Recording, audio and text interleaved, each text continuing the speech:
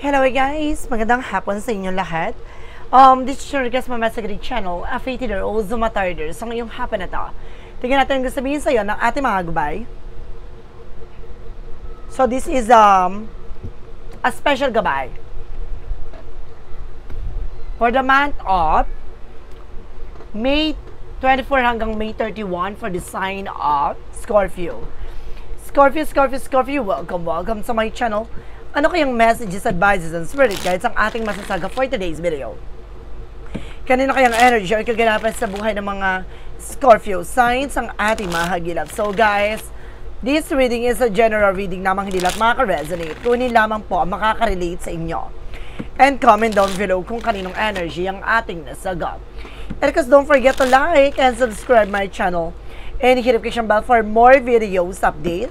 Request maraming salamat po sa mga walang sawang pagsuporta sa aking channel. Lalo-lalo na hindi nag-skip ng ads away pagpalain kayo. Nang Diyos at may kapal, siksik liglig nag-uumapaw na biyayang manang balik sa inyo. So let's see guys, what is the messages advice ng ating angel spirit for the sign of Scorpio. So let's see and watch this.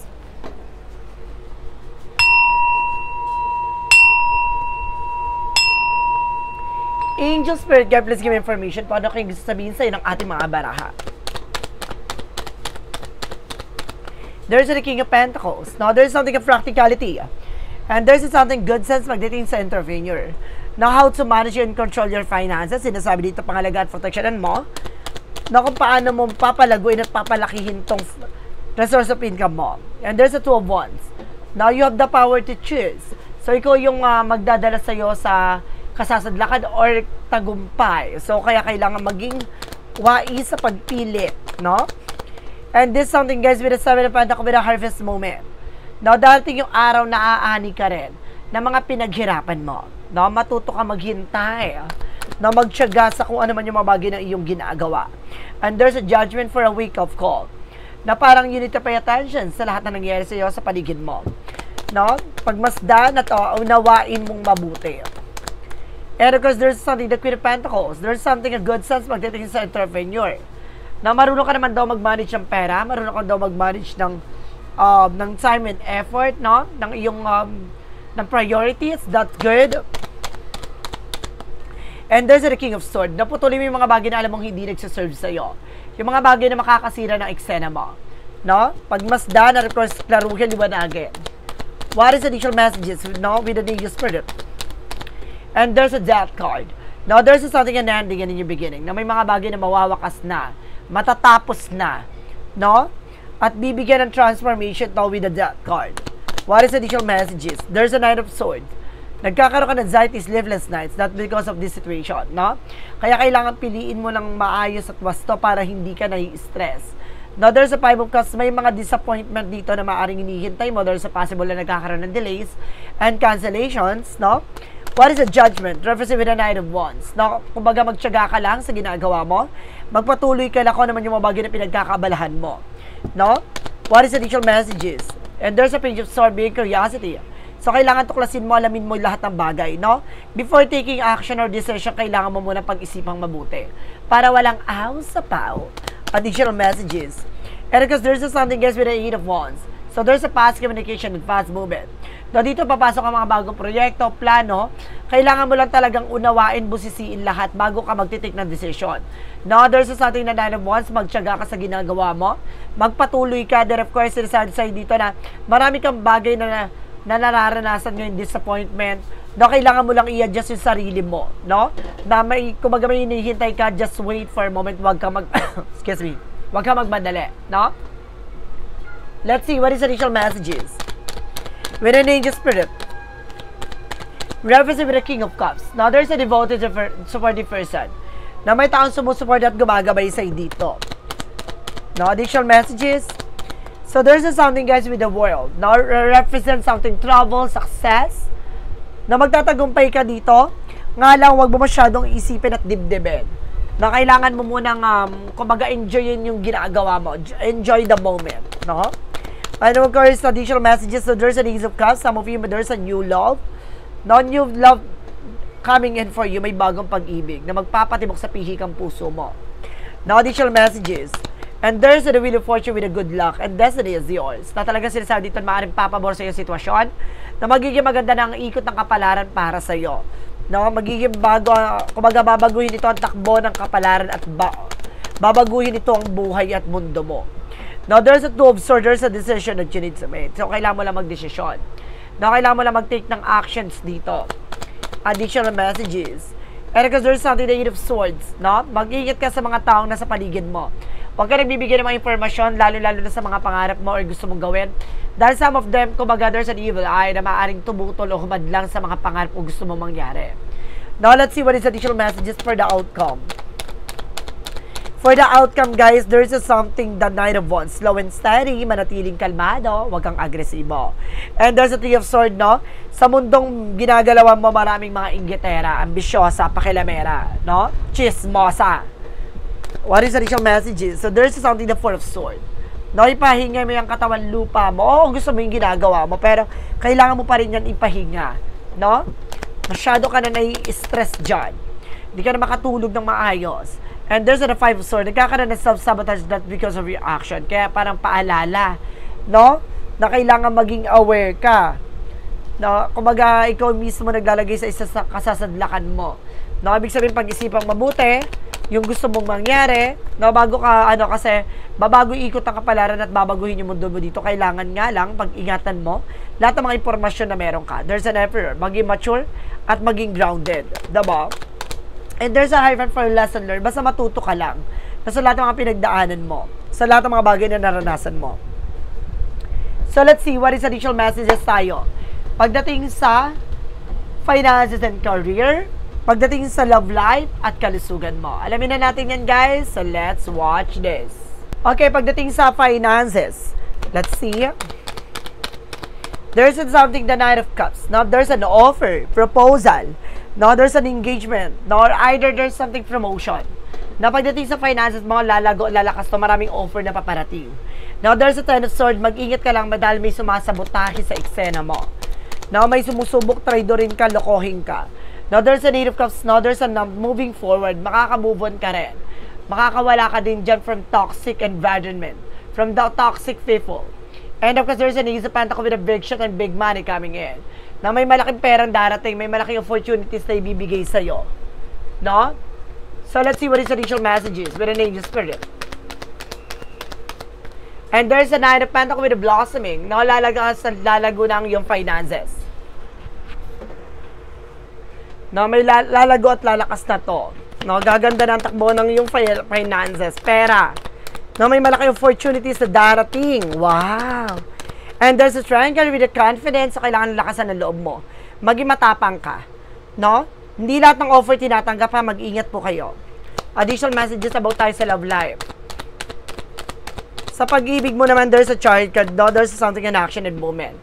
Na magkakaroon na ng changes ang inyong relasyon, na marami kayong obligation and responsibilidad, no? And of course, the Three of Pentacles with the collaborations. Kailangan nyo magkaroon ng connection sa isa't isa, heart-to-heart conversation, pag-uusap, no, nawain yung isa't isa, dapat kilala niyo yung pangangailangan ng isa't isa, gano'n. And there's a time for with a perfect timing. So, lahat ng bagay na ito matuto kayong kumalma. May mga pangarap kayong dalawa pero hindi pa natutupad, kailangan nyo maging mahinahon.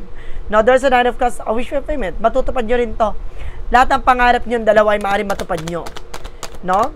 Matatamo nyo yan. There's a Six of Swords, makakalis din kayo sa mundong ginagalaw nyo, sa sitwasyon na kinasasadlakan nyo. Na makakalaya din kayo sa situation na yan. So, let's see what is additional messages tayo pagdating sa kalusugan. There's a Seven of Swords with a stickiness, no more hidden, no more secrets, na wala may tatago dito. No, lahat ng bagay na malalantad dito. There's a Seven of Wands, protection at pangalagaan mo yung sarili, mental health, physical health. And there's a Four of Pentacles, protection at pangalagaan mo yung sarili mo.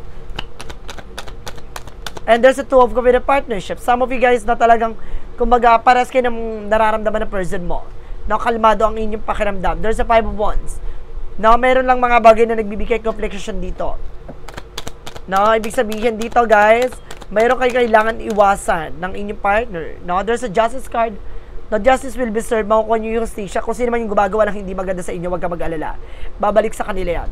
No? So, let's see what is additional messages tayo pagdating sa magical fire messages, advices, and of course, pick a card, yes or no. So, guys, kung bago ka sa channel ko, don't forget to like and subscribe my channel. And hit the notification bell for more videos update. Then, of course, maraming salamat po sa mga walang sawang pagsuporta sa aking channel, lalo-lalo na ang hindi nag-skip ng ads sa way pagpalain kayo ng Diyos at may kapalsiksik, nag-uumapaw na biyayang manong balik sa inyo. So, guys, ang pick a card, yes or no, pwede ka magtanong. Now, of course, isa lang magiging sagot dyan. Then, of course, pipili ka with a 1, 2, or 3. No? Then, of course, comment down below kung anong number ang napili mo para malaman ko kung umabot ka ba sa reading na ito. So, guys, umpisahan na natin ang laban with the magical fire messages to represent what? Let's watch this. With the magical fire messages to represent...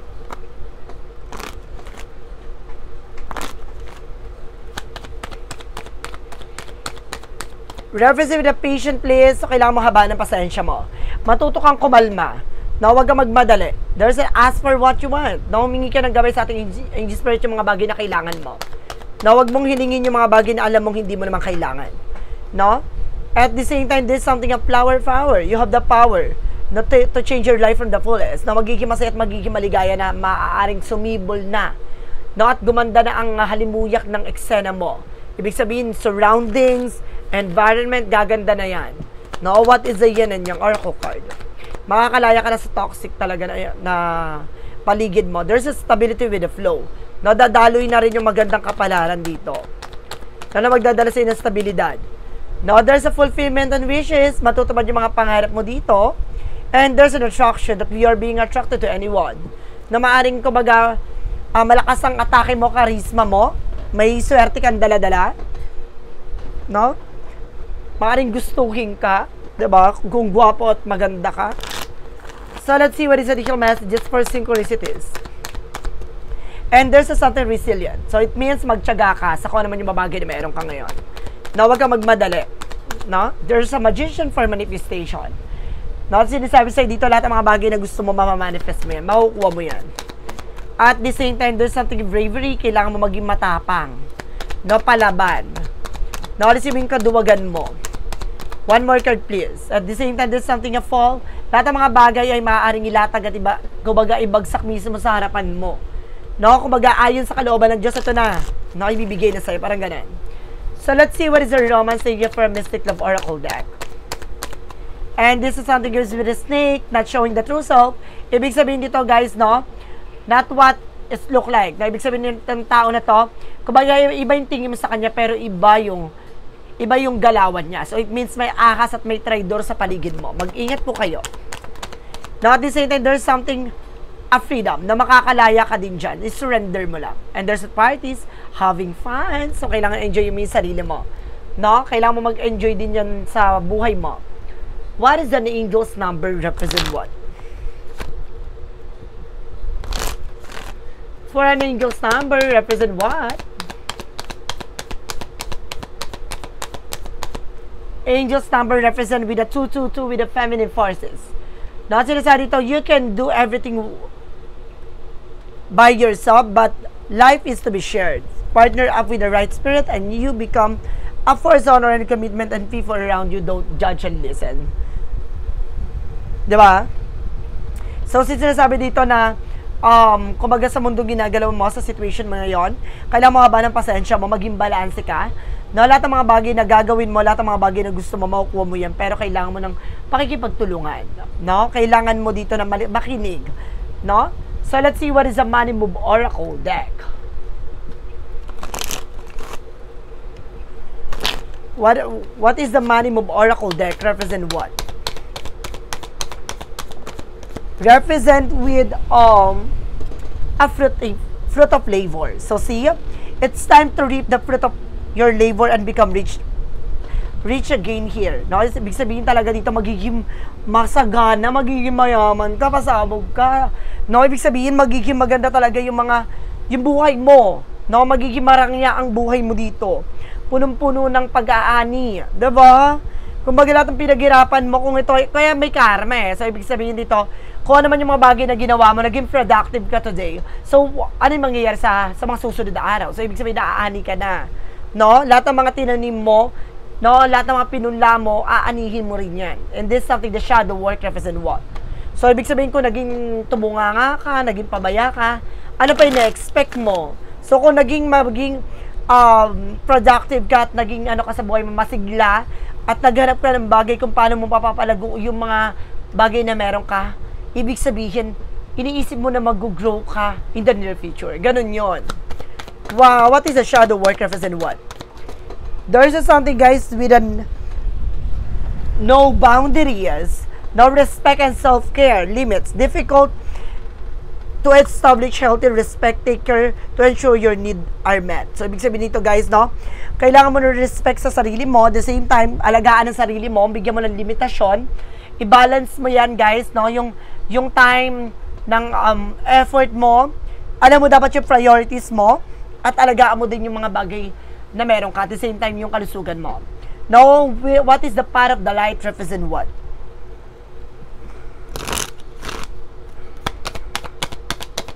What is the part of the light represent with this person?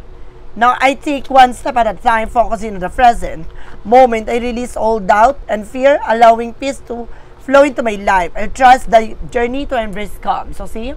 Manatiling kalmado ka, no? Utay-utay, hinay-hinay lang, makukuha at makakamit mo rin yan. Huwag kang magmadali, alisin mo yung takot at pangamba, no? The more na consistent at the same time na parang panatag ka at malakas ang loob mo, magtatagumpay ka. Let's see what lies beneath with the hidden future. Ano yung mga bagay na nakatago sa hinaharap mo? Let's see. And there's a hater, maraming mga inggitera, maraming taong ayaw sa'yo, maraming taong naiinis sa'yo. Totoo ba? At the same time, there's something a fake friend, so may mga peke kang kaibigan. So, ibig sabihin nito, hindi lahat ng mga taong hiningitian kay natutuwa sila. Hindi lahat ng mga taong tumatawa kasama mo ay maaaring maligaya kasama ka. No, may mga tao dyan na hinahanapan lang kahinaan mo, hinahanapan lang yung butas na magsisilbing kasiraan mo na para bumagsak ka. So, kailangan mag-ingat ka. On the first place, sinasabi na sa'yo may traidor. No, doon pala sa second chapter na sinasabi na mag-ingat ka. So, just be aware sa mga taong pagkakatiwalaan mo dahil may mga taong kumbaga hihila sa'yo at para mawala ka sa pinaka-spotlight ng buhay mo. Wow! Ano yan? Pasabog ka doon. Let's see what is the clarifying for a love situation. So, just being aware, wala kayo babagkakatiwalaan kundi ang sarili mo. Eto na, anong ganap sa'yo pagdating sa pag-ibig? And there's a controlling, power struggles lead to being manipulated. So, see, lahat ng mga pagsubok mo, lahat ng mga bagay pinagdaanan mo, isang hakbang yan para makontrol mo yung situation. No, ibig sabihin dito, hindi kasi na manipulated ka or manipulator ka or something na parang dictator ka with the other people, with your person. But definitely, guys, sinasabi dito na, kumbaga, lahat ng mga pagsubok na pinagdaanan yung dalawa na person mo, you have the power na para baguhin yung nangyayari sa inyo sa kasalukuyan. So, it means, kumbaga, ikaw lang yung makakagawa ng paraan at ikaw lang yung makakagawa ng eksena para mabangon or makabangon kayong dalawa. Diba? Kumbaga, hindi para makontrol lang yung inyong relasyon, kundi para mapangalagaan mo at maproteksyonan mo yung mga bagay na meron ka. Ganun yon. What is the clarifying for life situation? Diba? Pasabog yon. What is the clarifying for life situation? Then of course, guys, meron tayong second channel. If you want to subscribe that, so just let me know, guys, no? Then of course, dun din napapaloob kung gusto nyo about sa mga pag-ibig facility. Nandun yun, guys. Na malalaman nyo ang mga ganap doon. Meron din tayong mga bagong aabangan doon, yung mga pasilip na gusto nyo makita sa hinaharap. And there's something a rough road. Now, with the clarifying for life situation, prepare carefully before you continue. For it's a long journey ahead. So, see, ibig sabihin, mag-ingat ka dahil lahat ng mga bagay na tatahakin mo, hindi yan panatag lagi, no? Hindi yan patag. May mga pagsubok, may mga struggles, may mga obstacles, and of course, trials yan. But definitely, kailangan magpatuloy ka. No, huwag ka matatakot sa mga konting kibot, no, konting ganyan, na parang nahihirapan ka na. No, kailangan matuto. You are also a Scorpio, no, na parang, kumbaga, you are also competitive pagdating sa bagay.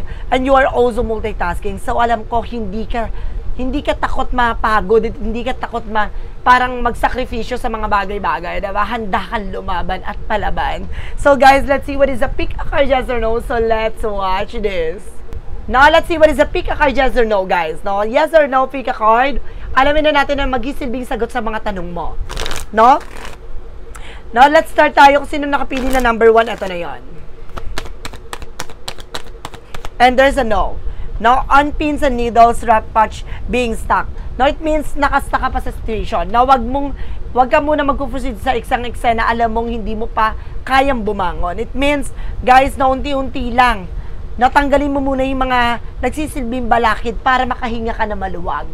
No, para makakilos ka ng maayos. So, what is the number 2 represent what? No, there is something a no. Not able to proceed close to negotiation. No, ibig sabihin nito, kumbaga, iwasan mong makipag-negosasyon sa ibang tao. No? Dahil, kumbaga, sinasabi sa'yo dito, hindi tama at hindi maayos ang, kumbaga, eksena na to. Na kumbaga, maaring mapahamak ka o maaring, kumbaga, may hidden agenda to, kaya kailangan maging aware. Number 3, there's a yes. Uplift your spirit, easy to do light work. So, ibig sabihin nito, the more na, kumbaga, ganado ka, the more na masaya ka sa ginagawa mo, kumbaga, may passion siya, the more na magsasucceed ka, na magtatagumpay ka, gagaang yang ginagawa mo kapag alam mong may fighting spirit at palaban ka. Na Scorpio kasi the more yan na parang tumataas yung adrenaline yan no? At parang nagiging masipa, iba yung atake niya na alam niya kaya niyang gawin lahat. No? Kaya niyang kontrolin lahat, ganon. Kumbaga iba yung power na manifestation yan kapag talagang gusto niya yung ginagawa niya So, kailangan na have confidence, guys. No, lakas ang loob mo, maging palaban ka. No, gagaang tong sitwasyon kung lalaban ka. So, guys, this is special gabay for the month of May 24 hanggang May 31 for the sign of Scorpio. Scorpio, maraming salamat for this wonderful reading.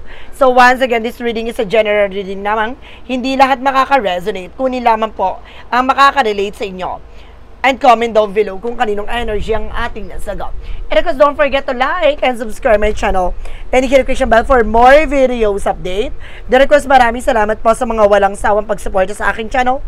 Lalong-lalo na hindi nag-skip ng ads na way pagpalain kayo ng Diyos at may kapal. Siksik, liglig na gumapaw na biyayang manumbalik sa inyo. Maraming salamat guys and see you in the next video. Bye-bye and babush.